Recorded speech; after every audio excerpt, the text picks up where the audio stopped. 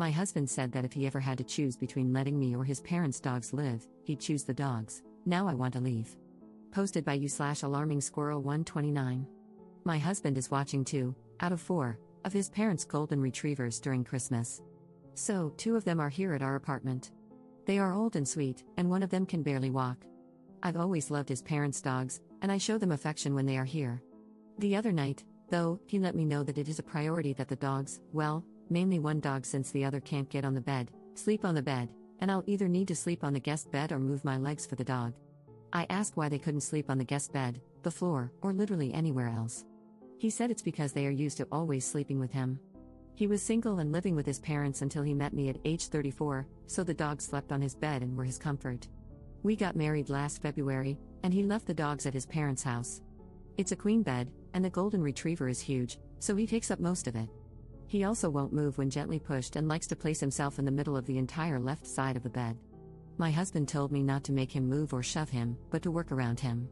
When I gently laid my leg on top of the dog, he said it was too heavy for him. I'm thin, and my leg is very light. Mind you, my husband then got to sleep stretched out on his side of the bed. The first morning, I woke up on my side, wanting to die.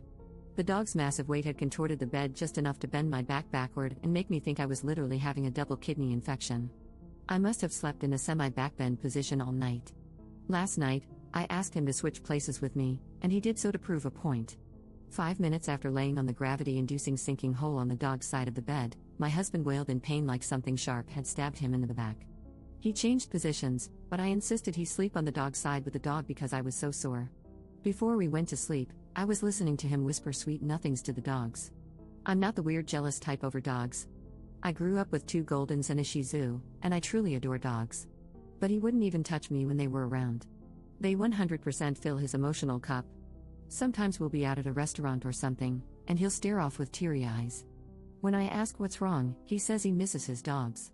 Multiple times, I'll ask him what he's in deep thought about, and he'll say his dogs.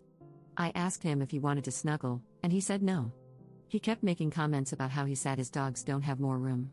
I've noticed this increasing awareness that he might 100% value his dogs more than me. I explained this away to myself as being logical, as we've only been married since February. For context, I grew up always putting others first and valuing myself as less important than those around me. Church taught me that God wants us to put others before ourselves, and I spiraled. This seems silly, but an example of this is that I would show up to church with my family, and if there was one donut left, my blood sugar was routinely low because I helped my 3 little brothers get ready, so I didn't have time to eat. I would let whatever older person have the last donut and go completely sweaty and blacking out. This was the extreme fear I developed of ever putting myself first. Back to the scene in bed. I finally said, kind of joking, that I feel sometimes like he loves his dogs more than me. He got quiet. Like I said, I was kind of joking at first, but his silence was deafening. I said, "Oh my God, do you?" Silence. "Are you serious?" He finally sighed and said, "Well, they are my babies. They're my everything." I was completely silent. Stunned. I'm also aware that love for dogs and human love are not the easiest things to compare in a question like this, but it seems he wasn't aware of that because he knew how to answer. I asked if he was serious, and he said yes. I pushed it further because, of course, I did.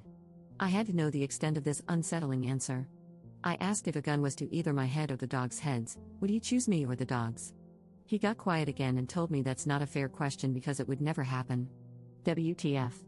So I insisted on my hypothetical question because now I was just shell-shocked. He finally admitted that he would choose to let me die over the dogs. Oh, and my daughter. His stepdaughter. He said he'd choose to let both me and my daughter die. Over his parents' dogs. I was visibly upset and shocked at how seriously he answered. I said, "Do you even love me?" He got quiet. I asked again. Silence. He could see I was horrified and tearing up. He finally got annoyed and said, "Of course I do," and that he only hesitated because it was a stupid question. He then said he was kidding about the dog stuff and only answered that way to show me those were stupid questions. Only, guys, he wasn't kidding. I truly believe no part of that was a joke. I know joking. He was not kidding at all. Update 3 hours later. I've been reading all of your comments and obviously gaslighting myself into wondering if he was joking. He doubled down yesterday morning and said he only answered that way because I was being ridiculous. I don't know, I still felt uneasy about everything. Last night, I was sick and exhausted. My throat was swollen, my back hurt, and I had gotten 2 hours of sleep the night before. When I went to bed, both dogs were on the bed this time. I asked if we could lift the dog that can't walk well to the floor since that's where he likes to sleep, as he can't get on or off the bed alone. My husband got up to gently move him to the floor, but the Golden didn't much prefer it, so my husband instantly gave up. Mind you, the dog was literally taking up the lower left corner, 1/4 or more, of the bed. I asked if he could gently insist the dog get on the floor. He explained that the dog would need to move to the floor later in the night, but he didn't feel like doing it at that moment, so no, he wouldn't make him move right now if the pup didn't want to. The dog got to stay. I said this makes no sense to me because he'd have to wake up later to move the dog anyway. He doubled down. I then focused on the second dog, who was stretched out, taking up the entire right half of the bed. My husband laid between them, spooning him. That left a small 2 feet by 3 feet area in the upper left corner of the bed for me, and I wasn't allowed to accidentally let my foot touch them in a way that could put pressure on them. Obviously, I lost it at this point. Having read most of your comments, I started telling him this was insane, that he needed to grow up, to actually put me first, or go marry his dogs. I said this was pathetic and embarrassing, for me to be of less value to him than his dogs. I asked, "You can't put your Golden through slight discomfort and move him to the floor so your sick wife can sleep?" He responded with, "Move to the guest room." I said no.